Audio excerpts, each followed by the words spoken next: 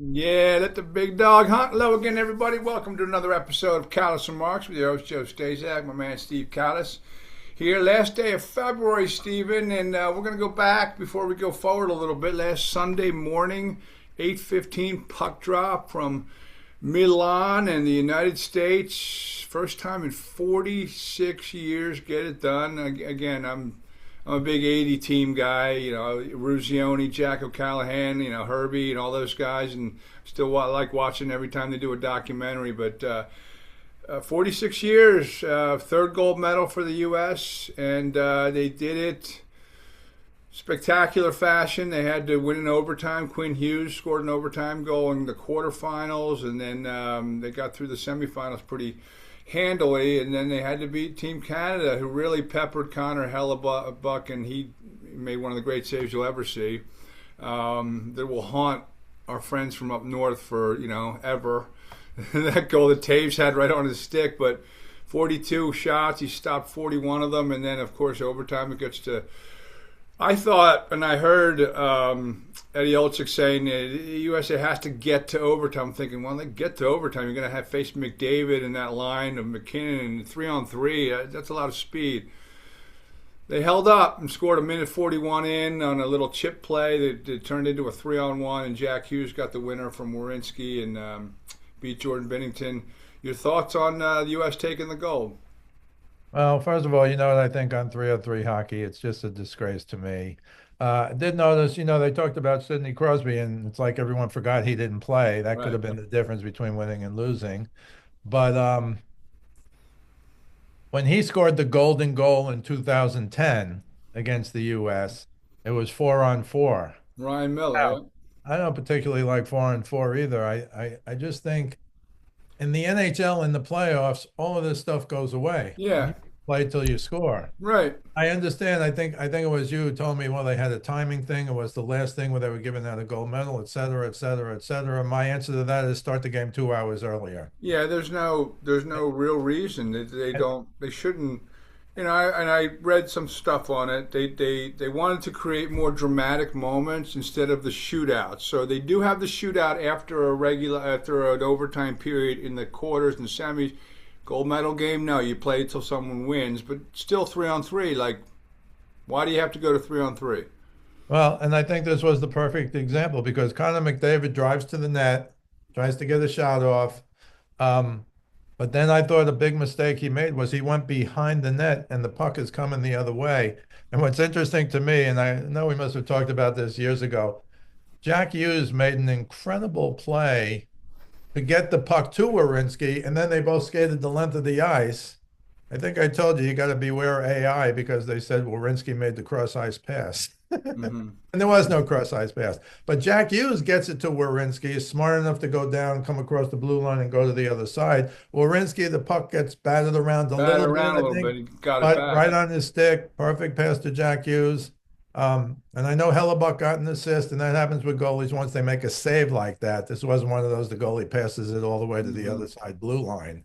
But Hellebuck saved his life forever now because the knock on him, three Vezina trophies, Mm-hmm.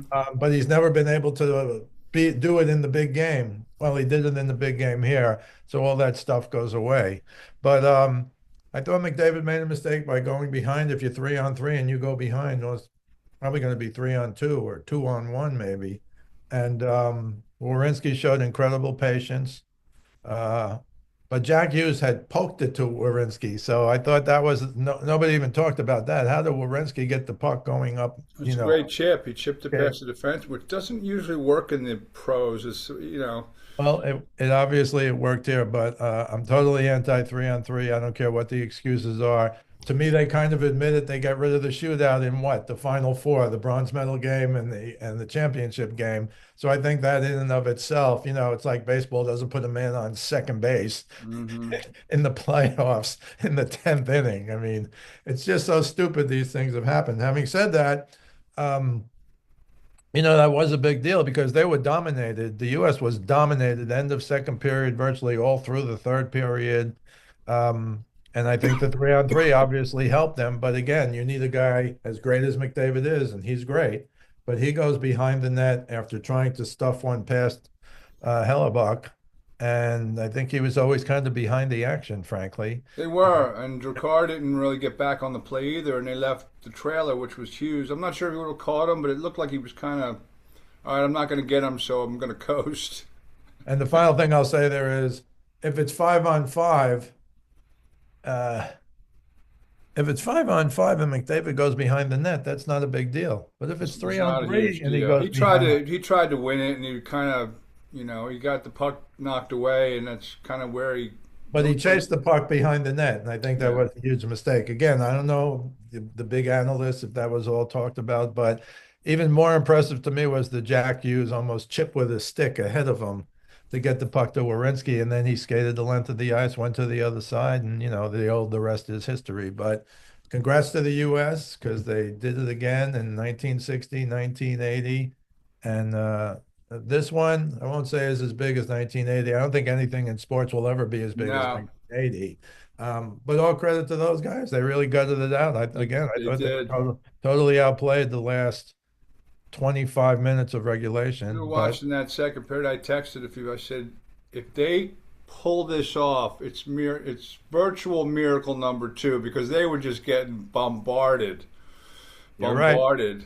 You're And right. just But that, I mean, the save that he made on Taves. I mean, a little lucky. He just puts his paddle back, and then Taves doesn't. It hits the paddle and goes wide. But I mean, that was. And then of course Nathan McKinnon had a wide open net too, and he missed. And he,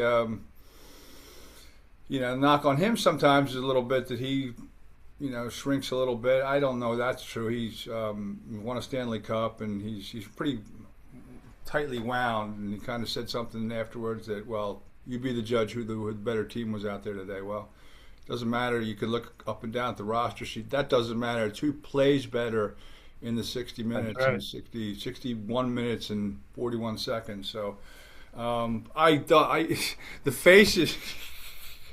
Some people will get all their life to win a medal in the Olympics. They looked like they were getting sent to the gallows when they were putting the silver medals on the Canadians. They did not look happy. No. Well, you'll recall 1972 when the U.S. basketball team Oh lost. my lord! Russia had three times. They never They're still accepted. they're still in like a vault in Austria or something. Their Right, medals. right. Because Disgusting. three times they had to throw. Three times they started that last play. That was Doug Collins' team. He's like, yeah, my medal's in somewhere in Austria. Yeah. Unbelievable. Well, Connor McDavid again. He's had some. Has never been a bride yet. Bridesmaid, came up short against the Panthers in Game 7. Was that last year or two? I can't even remember. 2 years ago, and then came up short in the gold medal game. Fabulous player, but he's had some issues.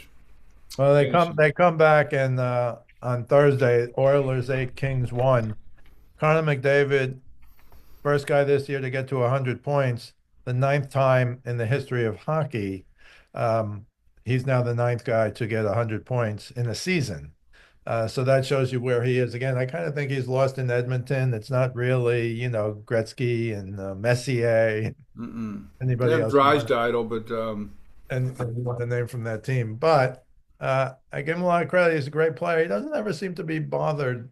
I don't know if he should look bothered, but it is what it is. After they lost Game 7, that was right to the Panthers. He was he like, was well, the Conn Smythe winner, and he yeah. I didn't don't think he. he went out to get it, did he? I don't think he No, did. hell no. He was in the he was in the locker room. Yeah, I've seen very few Conn Smythe winners, but I remember I think either the first or second year after expansion, Glenn Hall, who was a Hall of Fame goalie for the Blackhawks, etc., he went to the St. Louis Blues. And back then, the very first year, it was the six expansion teams and the six original six. And they played all through the playoffs. And then the winners of each played each other for the Stanley Cup. And the only question was, were the Canadians going to sweep St. Louis? But as you know, the Conn Smythe Trophy is for the whole playoffs. And Glenn Hall played out of his mind.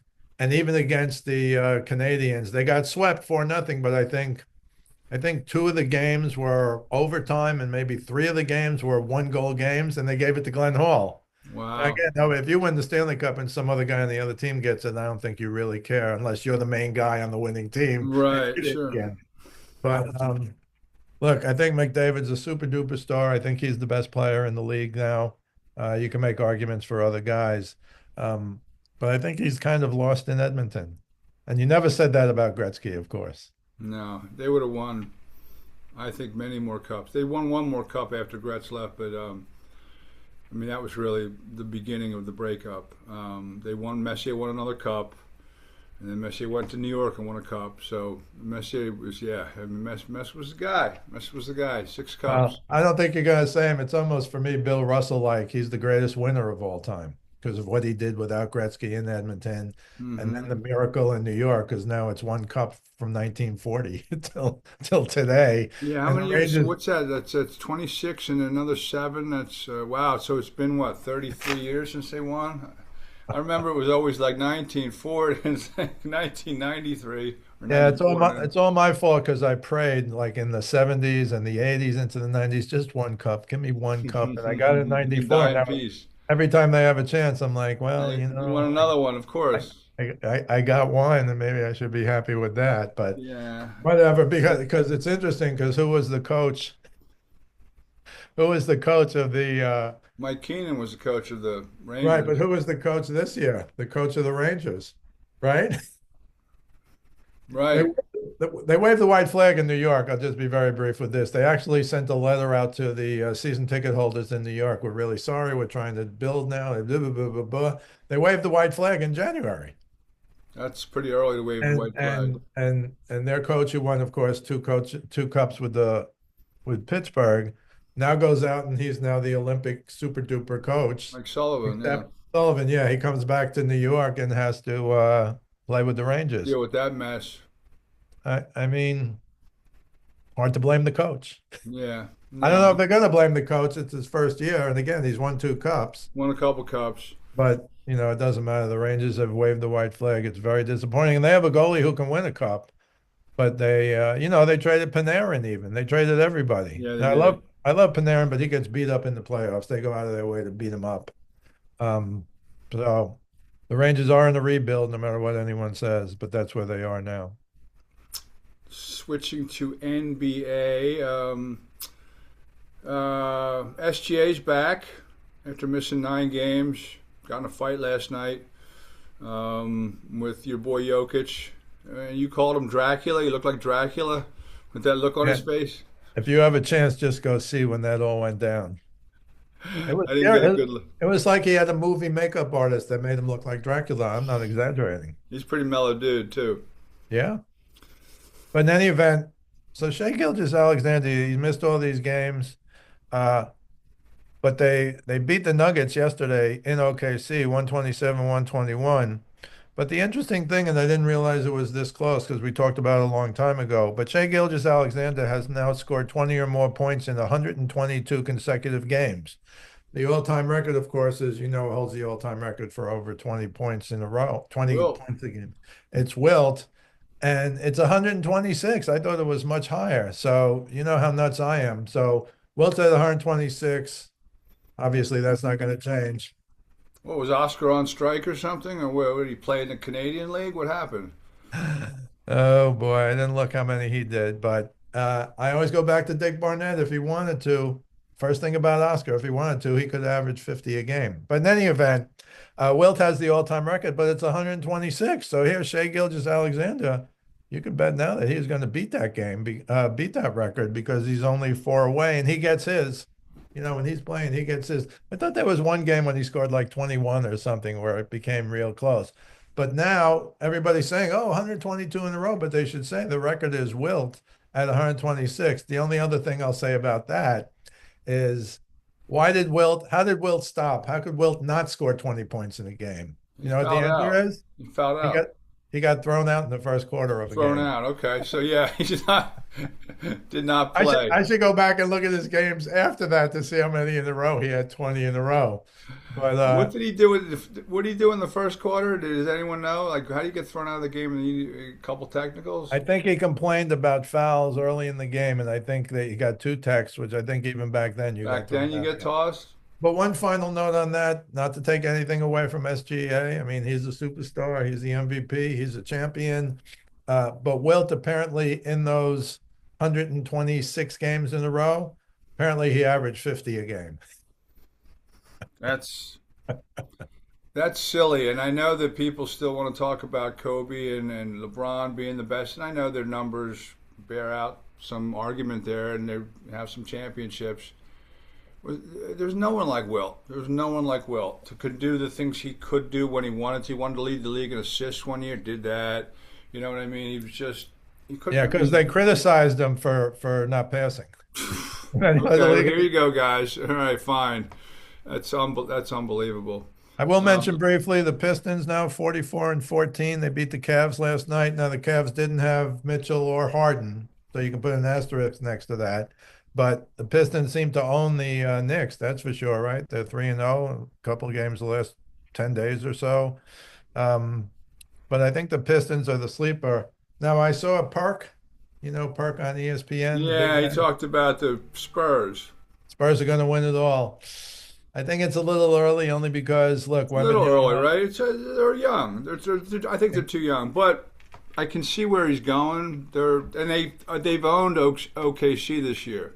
That's right. And you don't want to, it's the old, you don't want to play them. They're the last, they might be the last or next to last team you don't want to play in the You got the playoffs. Frenchman who's like 9 feet tall. Like, how you stop him? He can do whatever he wants to do. No, I think It's you're it's right. amazing how the Spurs that franchise. They got Tim Duncan. They had the Admiral. They always seem to land the guy, the premier generational guy, and they got Wemby now, and That's right. they're amazing. They won five back in the day, and just they put a team around Duncan too, obviously. That other French guard and the Spaniard forward. I'm forgetting names right now, but I mean. It was like the United Nations, but they, with the big fundamental, and they won five titles, and the Admiral was only there for like I think one or two. But And I'll just mention briefly, the Knicks beat the Bucks by 29. I don't say it because it's the Knicks. I say it because you've probably seen these interviews over the last 2 weeks or right before the trade deadline with the Greek, with with the Greek freak, Antetokounmpo. yeah, And I think he wants out. I don't see how he's watching these teams while he's hurt. I don't know if it's still that calf injury or whatever it is. But I think he wants out of town. But as I think you pointed out, it's to the Bucks' advantage to wait till the end of the year before they trade him, and they I can get would. more. Well, if you want to know who's the worst team, if you're going to trade him, you need a couple of number one picks, but they can't be, the 23rd selection in the first round. So I think that's going to happen. And I thought, now give him credit because I think he was a loyal guy signing that big contract. But I thought at the time he had one. It wasn't clear he was going to get another one in Milwaukee. And I think maybe then I thought he was going to sign somewhere else. Of course, my son, the Knicks fan, is screaming for him to come to New York. He likes the Uh, Knicks. huh? He, He he likes does. them. One of the few New York teams he likes for some reason. We won't talk about the Super Bowl, but whatever. Um, but yeah, I think he goes. I don't think he wants to stay, although he says all the right things. He had that one-on-one interview with Malika Andrews, I think her last name is, and he was Yeah, like, "Look, he I said play everyone's hard." talking about me. I'm like the hot chick at the dance or something. I forget what he said. It was Yeah, cute. yeah, he's pretty Um, funny now, but he's been around now. He's been in America for whatever, 10 years or whatever it's oh, I been. like the freak. Yeah, he's a little lost in Milwaukee, I think. But so. Um, Oh, I lost my train of thought. We were talking about the freak and in terms of the NFL, I want to touch a little bit on the NFL because the combine's this week, and I think it has its moments and it has its purpose. I don't think the purpose should be to measure a guy's hands or his wingspan or how high he can jump. If I was a player, I played on Sat. You want to see my resume? Did you watch games on Oh, look at the Saturday? film. I played football. How can I? Did I play? Was I a good football player? Or do you want to see really? If I can palm a basketball? But I know that a lot of it is the interview process. Because if I'm like, and Fernando Mendoza is not doing anything there. He's going around. He's talking to people. Like he's the presumptive number one pick. His stock can only go down. He's going to work Right. out at his pro day. If I was an agent, I'd say no. Only if your stock can rise. Other than that, here, bring a tape with you or direct people to your YouTube highlights. And I'm not doing squat. I'll do the interview rounds, but I think it's ridiculous how hyper.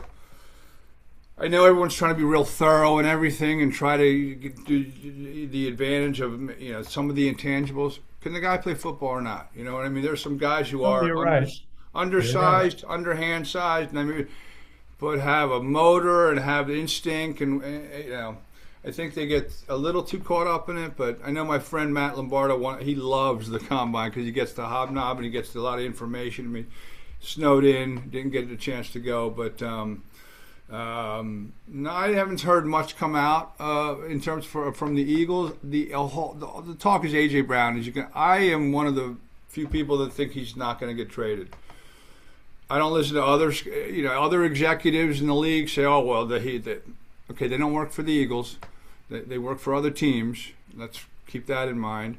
Well, I And also think, Joe, that they had that interview with Howie Roseman that you probably saw, where he's like, "Look, he's a great player. We want great players on the team," and the coach said the same thing. So I don't think he's going because if you can improve the team, I would listen to everything. If you can improve, that's a big if. otherwise, That's a big if. Who are you going to get? that's what I mean. Like I mean, yeah, look, there's a lot of. It's harder in the NFL to trade. You got contract, you got guarantees. Like Max Crosby has one more year of $30 million. Maybe AJ Brown has one more year. I think 30 million guaranteed. And then the last three, he doesn't have anything. He might want a new contract.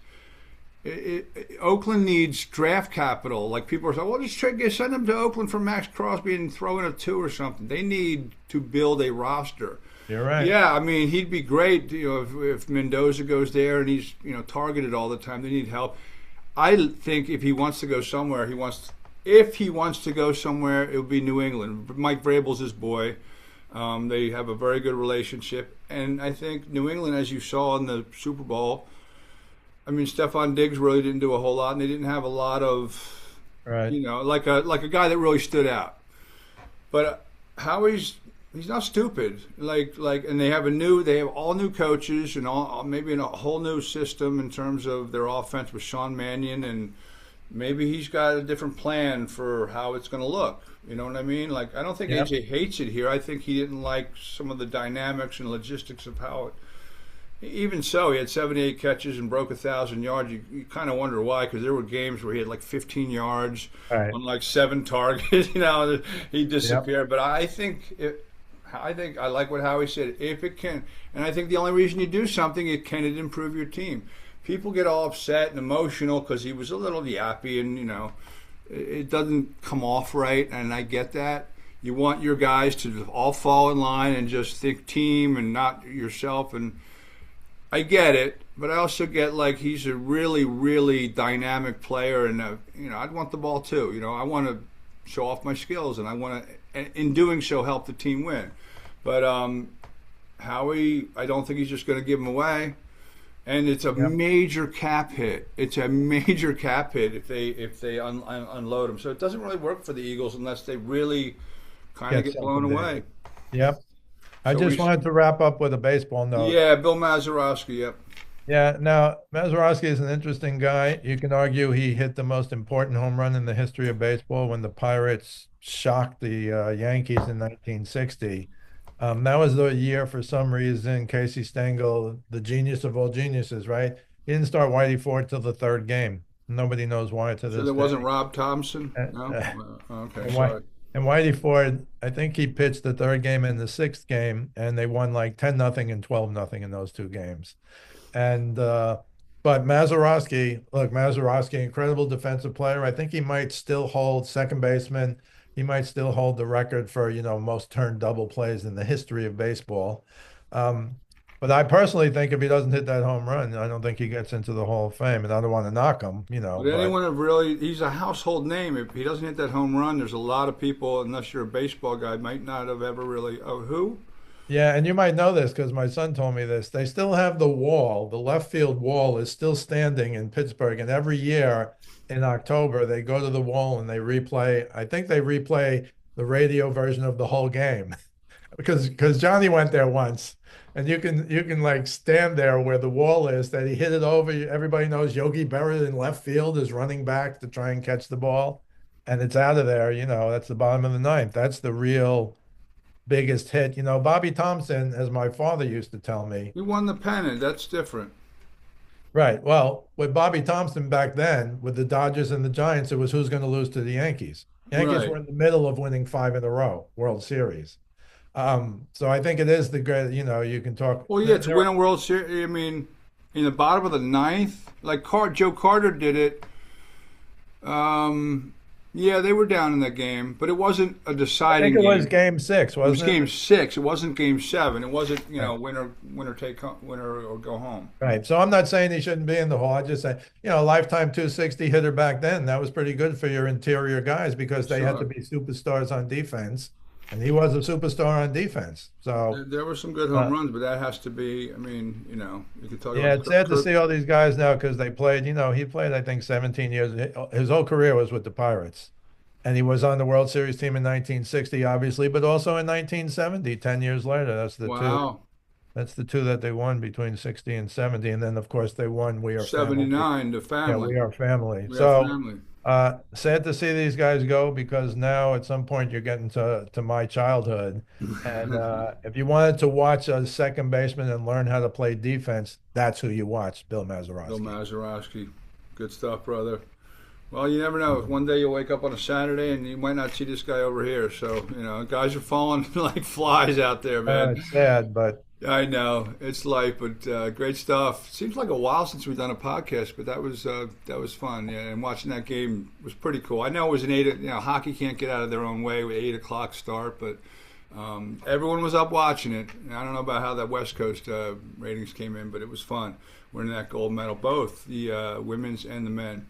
yeah. Good stuff, Steve. And you can catch Steve's stuff on his daily Facebook forum page, Speaking of Sports with Steve Kallas. You can catch this podcast on YouTube every week and also on the audio outlets, Apple, Spotify, et al. You can follow me on Instagram at JoeStaszak4799 or on Twitter X at JoeStaszak975. We appreciate you watching, folks. We'll catch you next weekend. Steven, great stuff. And I'll be texting this weekend. We'll see what's up. I mean, Always it's a little lull, but March, the Selection Sunday's not too far off. I think it's 2 weeks. Selection, I love Selection Sunday. Yeah. It Always a gets- pleasure. You Always a too, pleasure. you too, pal. Appreciate it. Have a good day, and we'll talk to you, folks. Thank you.